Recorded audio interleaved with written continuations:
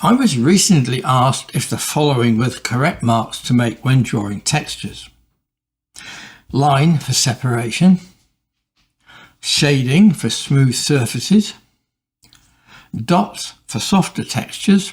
Well, no, but I'll explain later.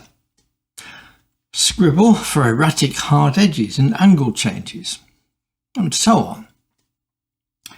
Well, that's not how it works. There are no rules in force, and I've never thought about it that way. I just think about the feel of a texture and let that suggest the marks it needs. But let's take a look and stay with me because I've got a few very useful top tips along the way. So, line for separation.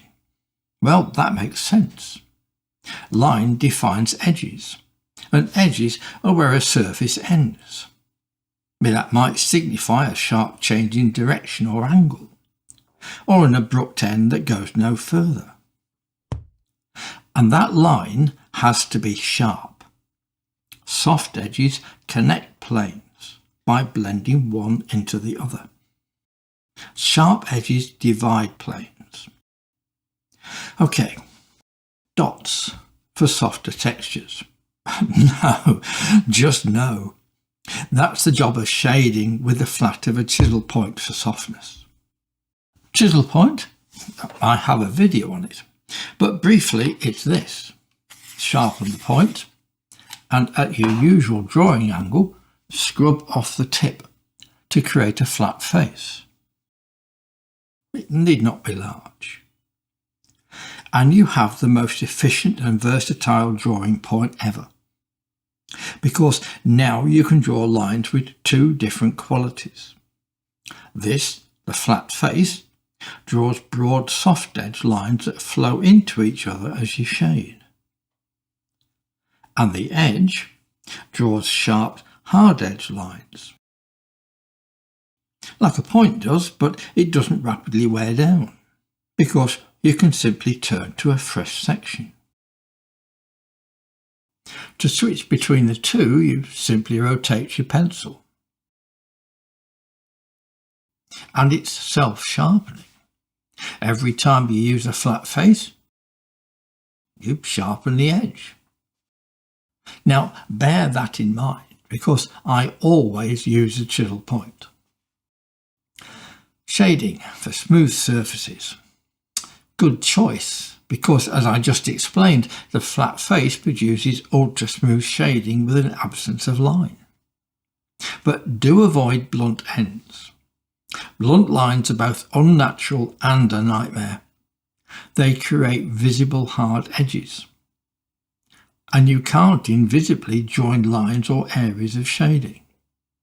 It always results in a double layer of graphite. So never just stop a line dead. Always draw tapered lines. Lower your pencil as it's moving to create a start taper, then lift as you complete the line. It's like landing a plane and taking off again. Now you can draw endless lines, because a taper over a taper is just a solid line. Learn to taper and you'll never regret the time spent on practice. And here's another endless technique you can use, circular or sinuous shading. Because it never needs to stop to change direction, you can explore the three-dimensional form and texture of an area without interruption. Using a flat face, the wide lines simply blend into each other, where the sharp edge creates sharp textures, like a rusty, pitted or grainy surface, anywhere that sharp edges would occur. But think hard about what those lines represent, and never leave one visible. If the line marks a sharp change in plane, then draw that line no darker than you expect the darkest half to be, and use a non-grainy grade, an HB or 2B rather than a crumbly 6B or softer. Now, when you shade that darker half, the line will disappear into the shading. That does not mean it was unnecessary, because it was totally responsible for the sharpness of that edge, and it gave you a thin safety margin to shade up to. However, if that edge marks a 90-degree direction change, perhaps it's the edge of a split, then expect it to be slightly rounded in nature, sufficiently rounded to pick up a slim highlight, because that highlight sends an unmistakable signal. I'd engineer that slight curve even if one didn't exist, because that highlight tells us it is a split or gap, and not a dark mark on the surface. Here it is again, the deep pit in rust. Your brain, everyone's brain, instinctively understands highlights. Remove it and this is a dark spot on the surface. That highlight tells us it's a pit or a gap, because it cannot exist in any other situation. Now, you might think the absence of a sharp tip on a chisel point would be a problem. Well, it's true, it doesn't have a sharp point. But sharp points require constant interruption for sharpening. Instead, treat the tip of the edge as a point.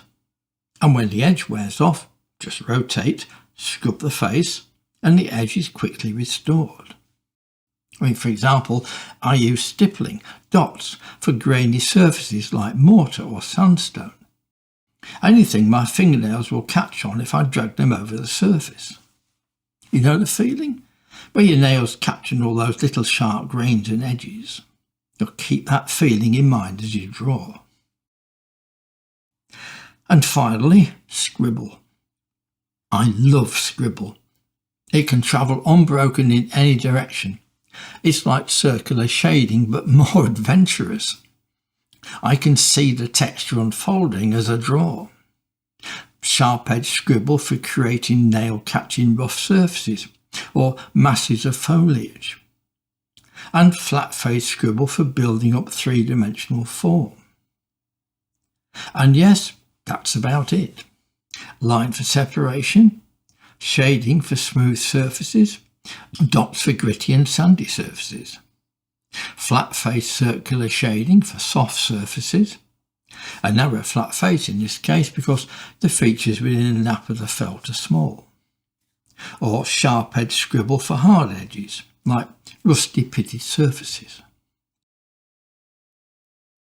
Don't just draw what you can see. Run your fingers over the surface. Smooth and waxy, slightly sticky, hairy, or prickly. And if it's rough, slowly drag your fingernails over it. Now draw what you feel. So there you are. The chisel point, tapered lines and making marks for textures. Put those together along with drawing what you feel, and you have everything you need for almost every situation. So do let me know in the comments if this was helpful or if you have any subjects you'd like me to cover. Thanks for watching, and I'll catch you next time.